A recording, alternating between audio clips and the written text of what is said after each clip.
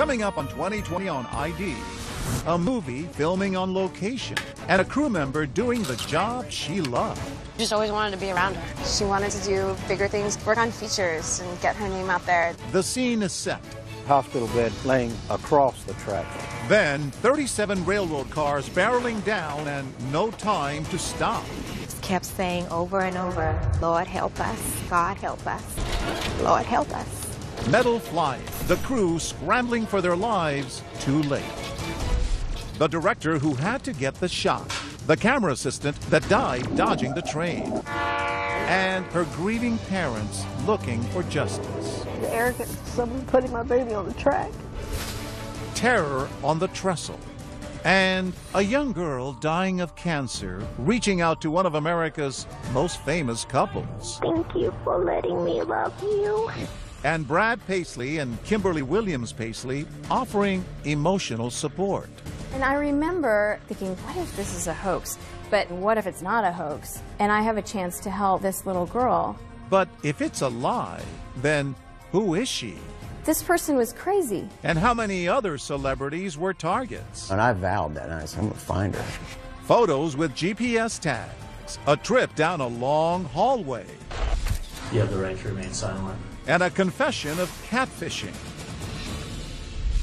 Welcome to 2020 on ID. I'm John Quinones. The entertainment industry has always been marked by ambition and longing, filled with those yearning to be a part of it and those driven to make their mark.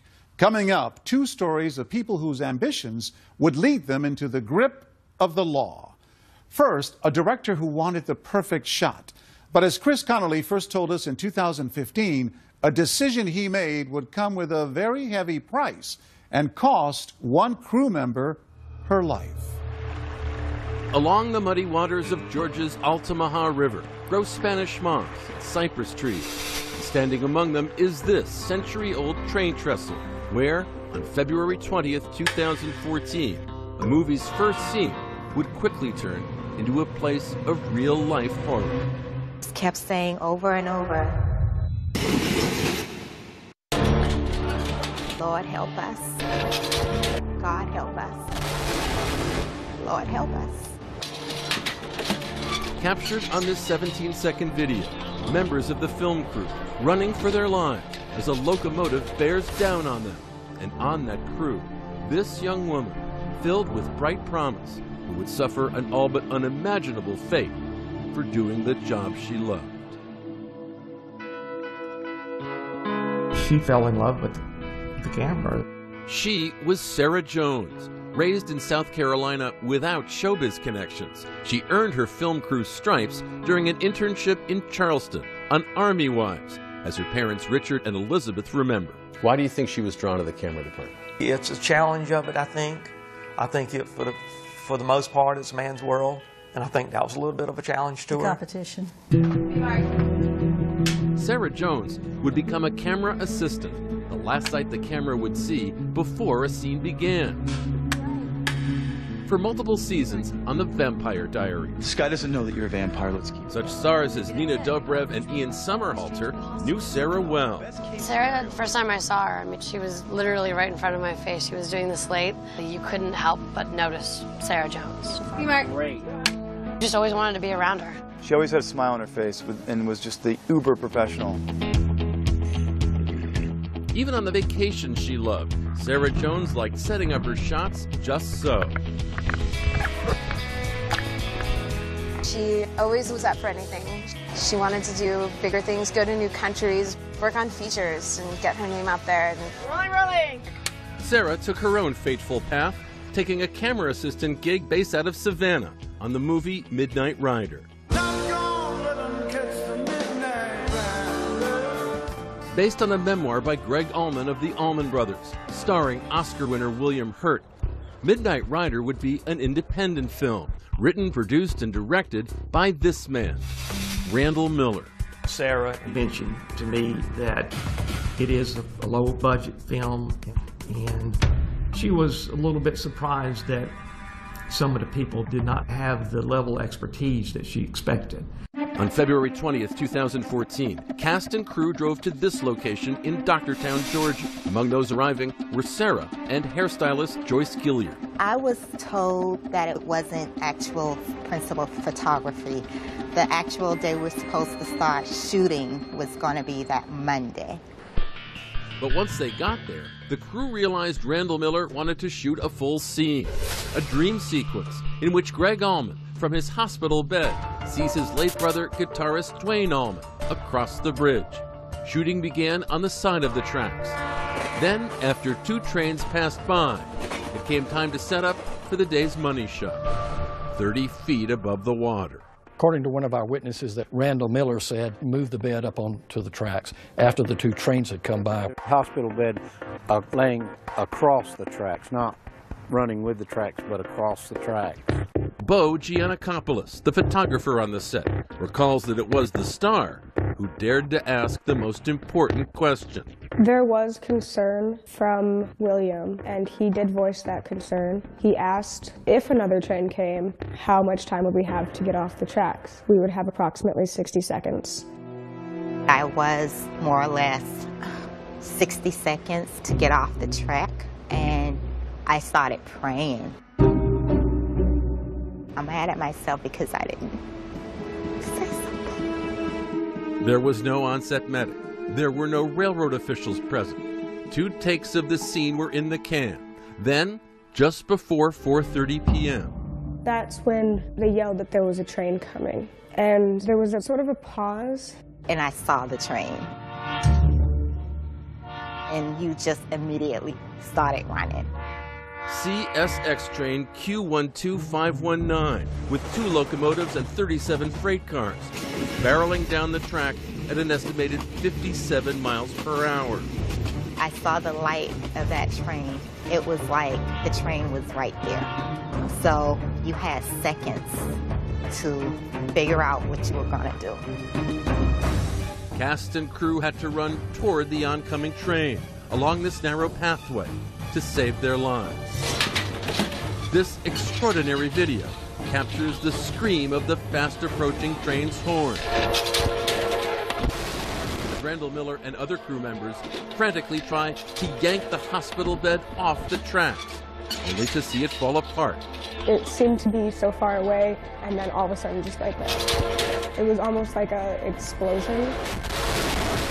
When I realized that I could not get to land, that's when I ran to the side and held on to the iron girder, and I prayed that I didn't get hit by the train. The pressure from the wind from the train was so strong that holding on to the girder, I wasn't able to. It pulled me off. The train struck Joyce Gilliard's left arm after smashing into the hospital bed. Joyce closed her eyes. I couldn't believe what was happening. Thought about dying. And my family getting that call. The train's impact had snapped a bone in Joyce's left arm. Blood poured from the wound. Joyce opened her eyes once more. Sarah was the first person I saw. She was lying on the side of the tracks dead. You didn't know it was her. You didn't know it was her. I received a phone call from one of her friends. She said, "Sarah's no longer here." I said, "What do you mean? You mean as in dead?" She said, "Yes, ma'am." It was rough. I mean, it took the wind out of me. It was very, very hard. Sarah Jones was 27 years old. Hours later, the phone rang again. It was the director of Midnight Rider. Randall Miller called us that day. He was very upset. He was crying. He was nearly hysterical. And he was saying, "I'm so sorry." He couldn't say much more than that. But why had Randall Miller allowed his crew to shoot on live tracks? Sarah Jones's parents and police demand answers. Did he have permission? He had been told don't go on those tracks, and he did anyway. Stay with us.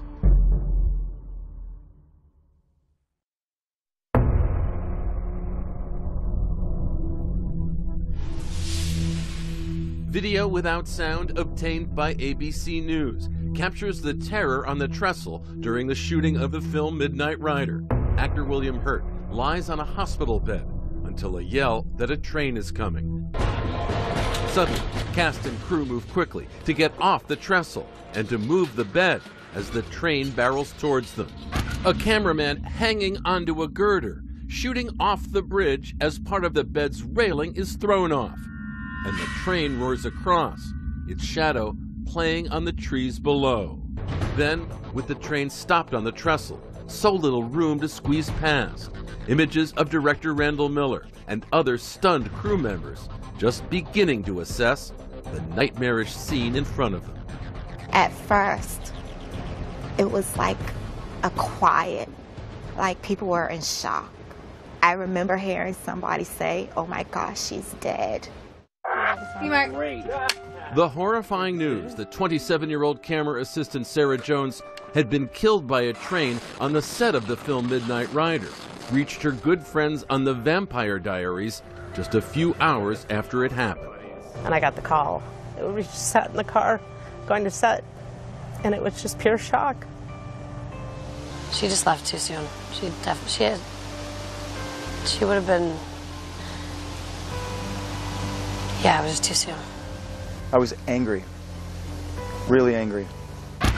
Immediately after the accident, investigators sought to figure out who had failed to protect the Midnight Rider crew. Police questioning producer Jay Sedrish about shooting on active train tracks. Of course, our question was, did you have permission? We got that, well, it's complicated answer. Greg Allman's memoir began with a scene on a bridge, but never mentioned railroad tracks. That was Randall Miller's addition in the screenplay that he wrote. And in this clip, he reads aloud.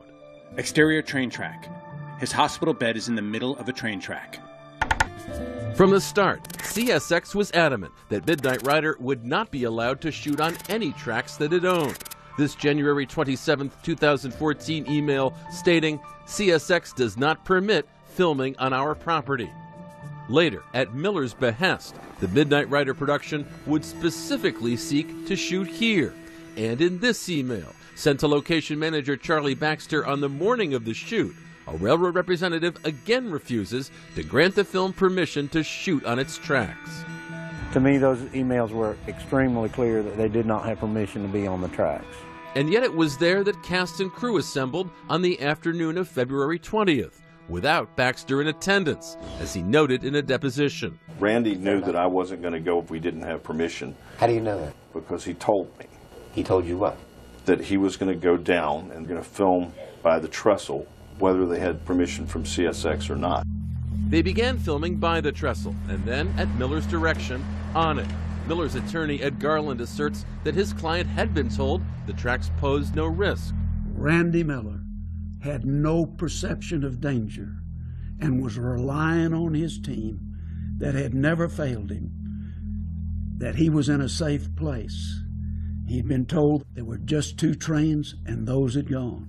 But in fact, the Midnight Rider production had no way of knowing when a train might be coming, as railroad safety expert and film consultant Art Miller notes. There is no freight train schedule I can rely on to make sure there'll be no train on my track. It's a day-to-day thing. There's not such a thing as a freight train schedule that approximates what, say, a major airline might publish. Attorney Jeff Harris has filed a lawsuit on behalf of Sarah Jones's parents.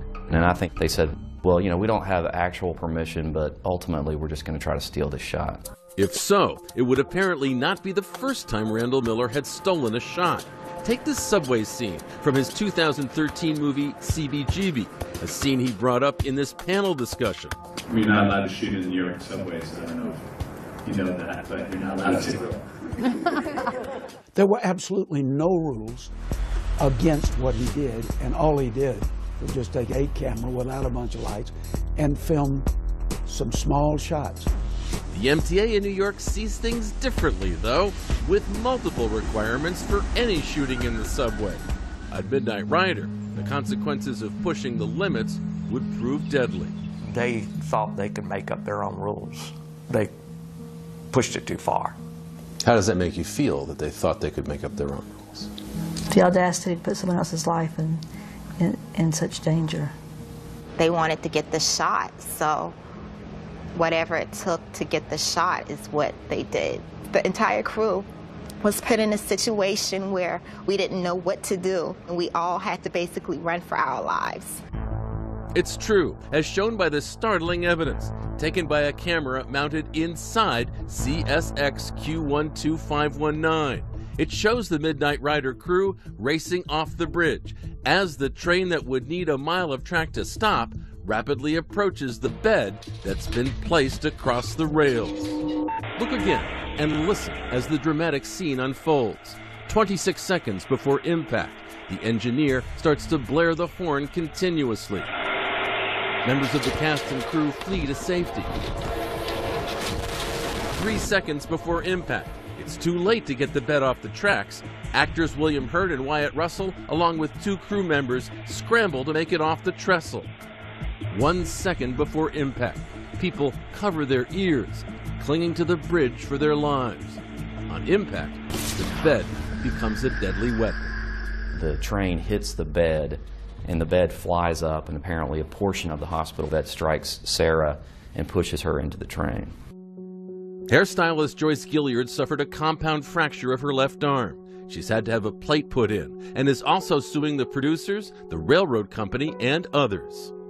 It's not just my arm that was hurt. I suffered such a traumatic experience seeing my coworker, friend, lose her life because of someone else's negligence. Up next, in the hot seat, in court and on video, the man at the center of the Sarah Jones tragedy, producer-director Randall Miller. Unfortunately, that's not my job.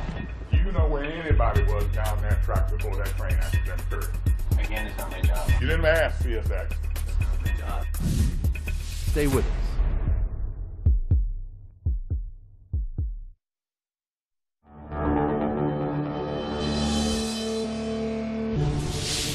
"27-year-old Sarah Jones was doing her job.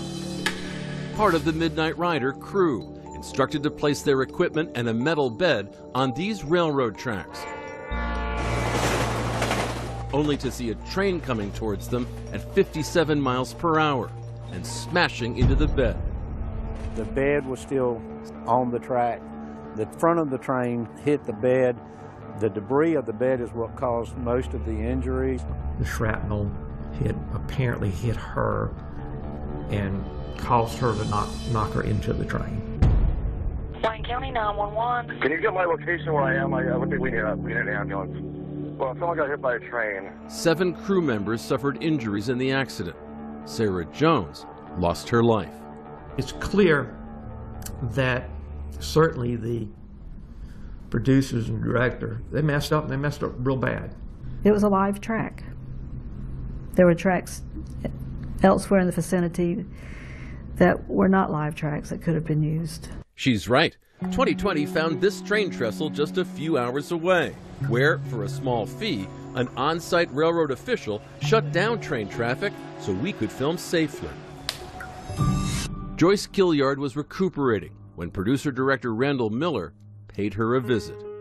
He came to my hospital room a couple days after the tragedy happened. He didn't say anything. He just cried. He just cried. In July of 2014, the Wayne County DA charged Randall Miller and 3 other members of the Midnight Rider team, producer Jay Sedrish, First Assistant Director Hillary Schwartz, and producer Jody Savin, Randall Miller's spouse, with trespassing and involuntary manslaughter.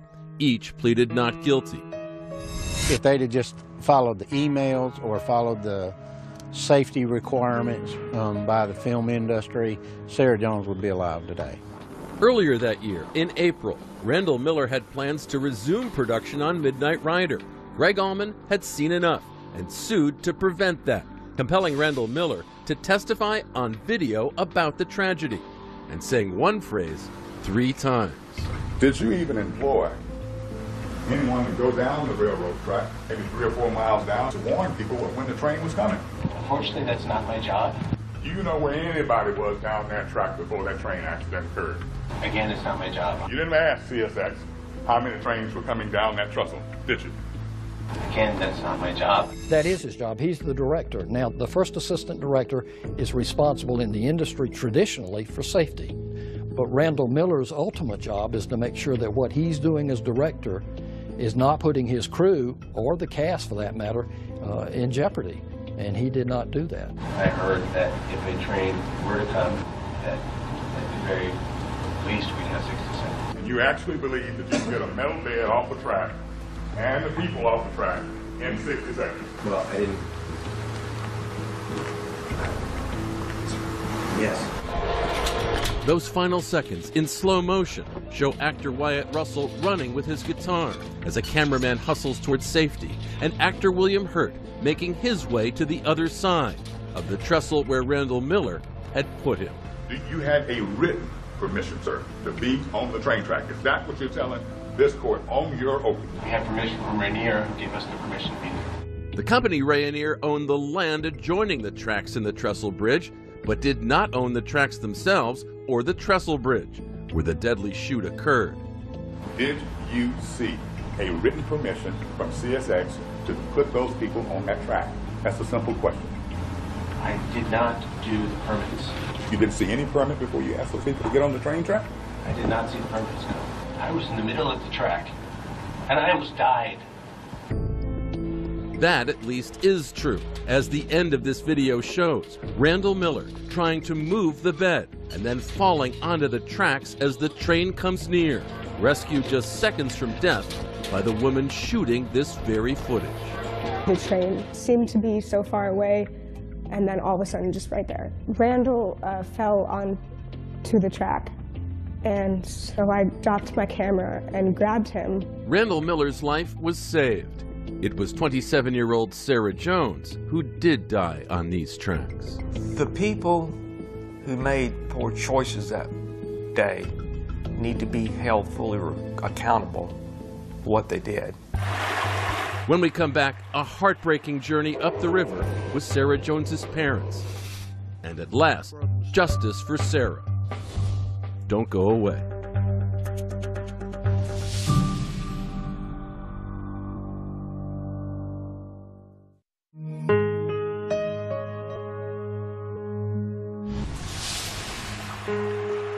I'm not trying to be a masochist at all, but I want to see that train. For the first time, Richard and Elizabeth Jones have come to the place where their daughter Sarah died, floating beneath the century-old trestle when a train rumbles across. Okay. I want to experience it. I want to see what it's like. Oh my God. How fast is that going? They have come in search of a kind of closure, yet this day also brings painful reminders of their loss. They couldn't get out of the way. See the arrogance of someone putting my baby on the track. And the fear she must have felt. Can't imagine. When director Randall Miller had a hospital bed placed upon live railroad tracks to shoot a scene for his film Midnight Rider, the world would know the awful result. 7 crew members injured by a passing train. Sarah Jones dead. And one more shock. The footage from that day would be fully edited into a movie scene by the Midnight Rider team to preserve a tax credit, Randall Miller's lawyers say. A dream sequence in which the main character Greg Allman chooses not to follow his deceased brother Dwayne to a premature death. These shots, a stark contrast to what would take place just moments afterwards. Chaos, horror, and the death of Sarah Jones. Now Hollywood awaited a bombshell trial in Jessup, Georgia, population 10,000. If convicted, Midnight Rider's writer, producer, director Randall Miller, along with 3 of his associates, stood to serve as much as 10 years in prison. Yet on March 9th, 2015, as the trial is set to begin, the story of Midnight Rider takes its final, unexpected turn. Morning, counsel. Randall Miller takes a plea with the camera rolling. Will you outline the plea agreement for the defendant and for the court? The defendant will be sentenced to a 10-year term. He will serve 2 years in custody in the county jail. He will pay a fine of $20,000. And one other notable proviso. He cannot serve as a director, producer, first assistant director, or a supervisor on any film where he has a responsibility for the safety of other people for the entire 10 years. But before the judge imposes the plea bargain sentence, We would call Richard Jones, who was the father of Sarah, to stand. poignant moments, victim impact statements from the Jones family. My dear Sarah,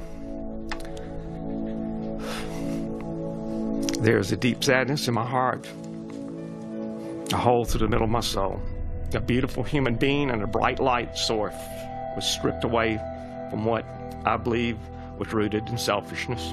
Sarah always gave you her better side, her uncontested presence of who she was, and you knew where she stood on most any subject. She was genuine, she was down to earth. Then, with some reluctance, the judge accepts the plea. The plea is knowingly, intelligently, and voluntarily made. The plea may be entered. Randall Miller becomes the first director in the history of the movies to go to jail for a death on the set. It was a very big deal because in California that they're invincible. It showed that directors and producers are in fact responsible and can be held responsible if a crew member dies.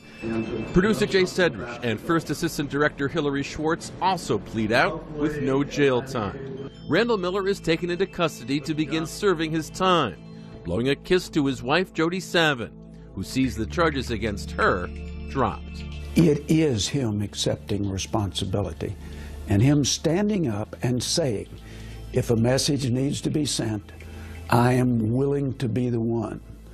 Because in the last analysis, I didn't make sure that everything was working right.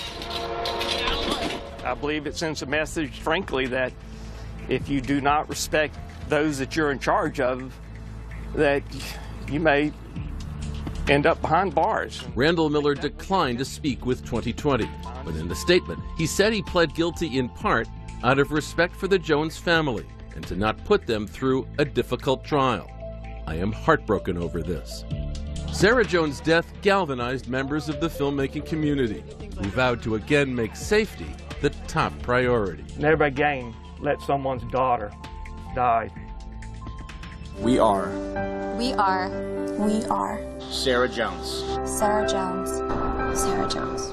The industry Sarah so loved, to which she dedicated and lost her life, has responded, putting out safety PSAs.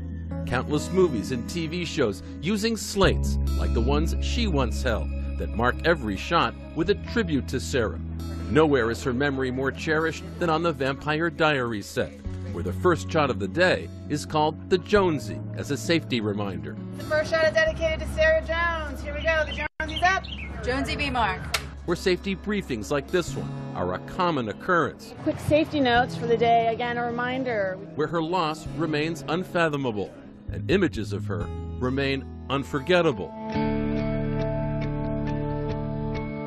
As star Matthew Davis recalls. The last day I ever saw Sarah, we'd rented some bikes and we're just bombing around Amsterdam and had just the best time together.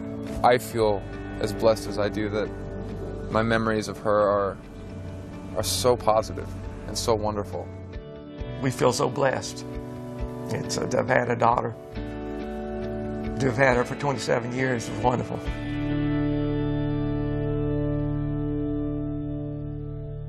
Sarah Jones's parents have formed a foundation in her honor to promote safety on film sets. The civil lawsuit they filed against Randall Miller and others involved in the production was later settled. Joyce Gilliard dropped her lawsuit against Miller, but as of 2016, her case against CSX remains open. Gilliard is once again working as a hairstylist in the film industry and keeps in touch with the Jones family. And on many television sets, the Jonesy shot is still being done at the start of each day. Up next, a child in trouble. I just wanted to say thank you for letting me love you. But is it real? There's no way that's not real. How can that not be real? A celebrity scam that shook several stars to the core. I felt so violated and scared. It's sort of like emotional terrorism. Stay with us.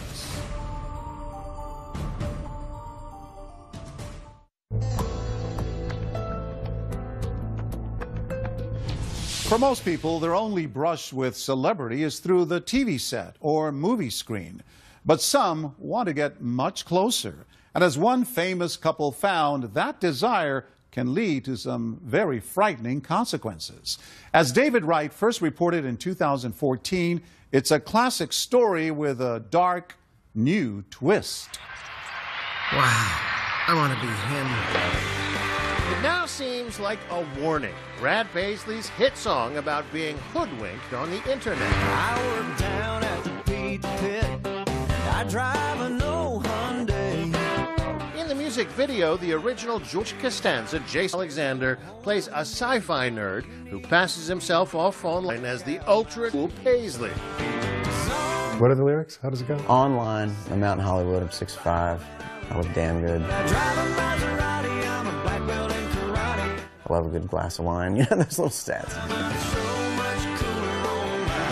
It's the idea of the fantasy world that the internet has become. But you've now experienced the dark side of that. Yeah, and the dark side has been there all along. Brad and his wife, actress Kimberly Williams Paisley, had no idea just how dark it could get until they were sucked into a cruel and elaborate hoax. A hoax that left Kim paralyzed with fear. I felt so violated and scared.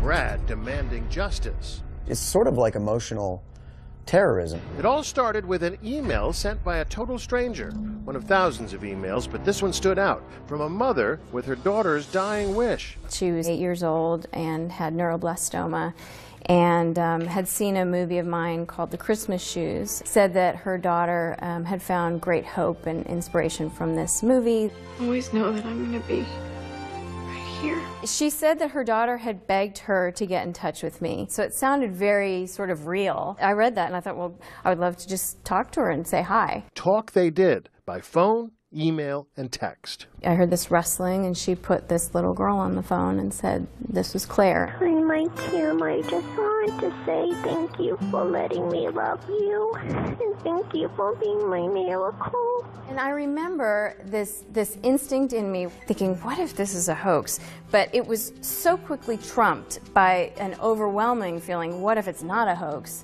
And I have a chance to help this little girl. She explained how easy it was to get hooked. It was totally plausible to me, yeah. They weren't saying, can you send money? They weren't saying, can you come visit? They were just saying, I just want to talk to you. And then it started to get weird. Jesus loves me, this I know. Supposedly at death's door, the little girl sang this song for Kim. And Brad got on the phone and sang to her, Amazing Grace. You're singing to someone's dying kid. In the middle of it, there's no way that's not real. How can that not be real? And right when they're hooked, the hammer drops. They get the call they're now dreading. Little Claire is dead. The call came, and it was very, very sort of to the point, and she just said she's gone. It's, you know, a parent's worst nightmare. And my wife started bawling. She hit my softest spot. Like, as a mother, you know, wanting my kids to be okay. Hi, it's just Carrie. The calls continued, got even more outlandish. I also wanted to know if there's a version of your husband singing Amazing Grace. I could use that for the service. Check out this message detailing plans for the funeral. Oh, and if it was okay to put your picture in the casket like she had requested. And I hope you have a really good weekend, and thank you for everything. Bye-bye. Almost immediately, the story started to unravel. I said, where can I send flowers for the funeral? And she didn't have an address for it. She said, oh, don't. Just send a donation to your local children's hospital. And I mean, I had like a physical reaction. Every red flag went up. And I remember just looking at people around me. Who is it? How many people were involved in this scam? And are they right here? Are they watching me right now? You were worried they might be a threat to you. Yes. This person was crazy. I watched my wife buckle when she realized this wasn't a real girl. You know, and I vowed that night, I said, I'm going to find her. I'm going to find her, and I'm going to make sure that this person is not able to do this. What the Paisleys didn't know at the time is that this deception was even bigger than they had imagined. A host of celebrities had been scammed too, among them Natalie Grant, Melissa Gilbert, Kate Gosselin, and even some of the Dallas Cowboys cheerleaders. For a time, they all thought it was real. But after one suspicious celebrity tipped off an ABC News producer, she realized he wasn't the only one. Melissa Litoff started comparing notes with all of the victims, finding in each case the hoaxer used almost the exact same MO as with the Paisleys. A gospel singer named Carmen Hope Thomas. It is stage 4 neuroblastoma, basically the exact same thing that was written to Natalie Grant. We've confirmed at least a dozen people. And Kate Gosselin actually dedicated an episode of her show? Yes, on the screen it said, "In loving memory of Hope." Another of producers emailed Kate Gosselin when put two and two together. When I received your email, I yelled out loud. I mean, I said, "Oh my gosh."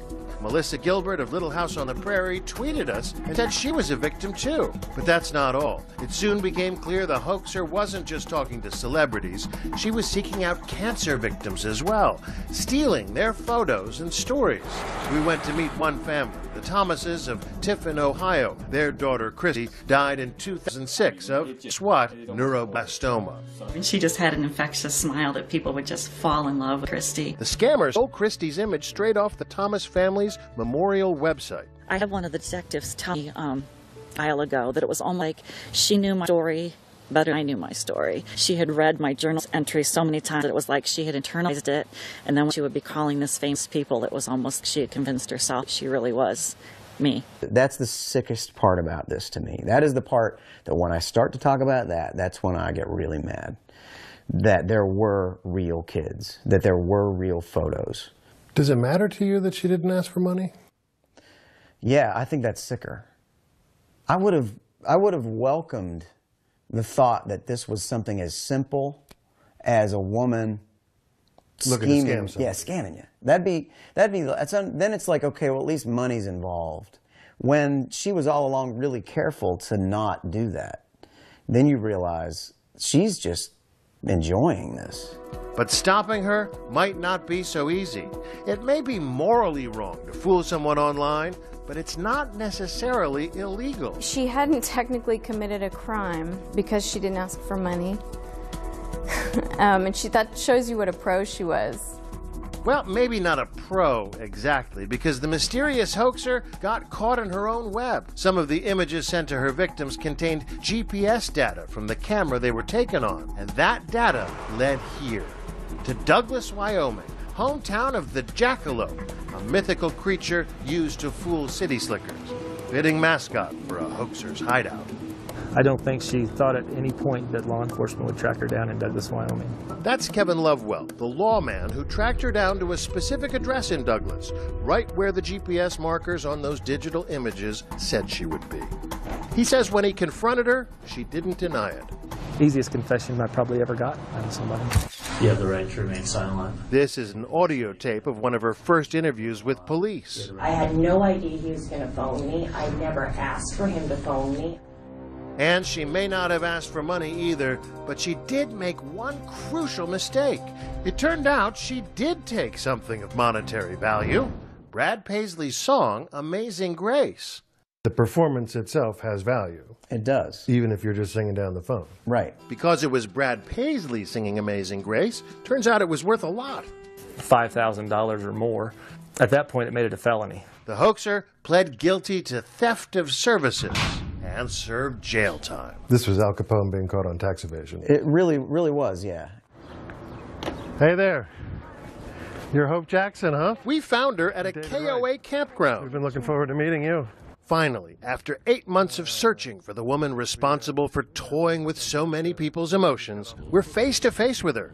Hope Jackson, 37-year-old mother of two perfectly healthy kids. And you've never, God forbid, had the experience of losing a child? No. No. I hope I never do, yeah. Did you not think it was incredibly bad karma to be Yes, yeah, acting this out? Well, now looking back on, of course, yeah.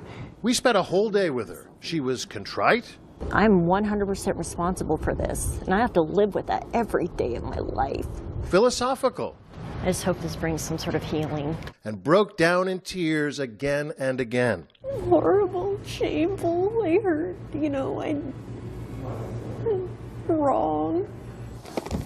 We confronted her with an email she wrote Angela Thomas, promising she would stop using Christy's picture. I hope to learn how to be a better person and mother. I don't expect forgiveness. I just wanted to say how sorry I am, and I will not be using your photos ever again or anyone else's. Thank you for your time. And you sent that? Mm-hmm. But it was after you sent that you first contacted Kim and Brad. Right. After saying to this woman, I will not be using your photos ever again, And or I never, anyone else's. I didn't use her photos ever again. I never, Or anyone well, else's. Mm-hmm. If you lied to her, why should we believe you now? I'm not asking you to believe me because, like I said, my actions are going to speak louder than my words are. Now she's out on probation. And I'm horribly sorry, you know, for all those people that I hurt. Hope Jackson told us for her, money was never the object. What did you get out of it? Just that moment of being special, and that's all it was. And A voice on the other end of the phone. yeah. Have you really stopped? Yeah, 100%. The Paisleys are willing to give her the benefit of the doubt. I hope that the people around her will encourage her to get help. I root for her to be a case study that never does it again. But they feel the law needs to be changed. Let's work on that as a society. Let's make it illegal to use someone's child's photo for something that they aren't allowing you to use it for. You know? And then her laugh will come back to me. So. Angela Thomas, whose real picture was stolen, says she's worried those lies could make people like Paisleys think twice about being compassionate. The next little girl does want to have Brad Paisley sing to them. I hope haven't had their hearts hardened. The Paisleys insist that's not going to happen. But next time, probably bear in mind Brad's slightly jaded hit song.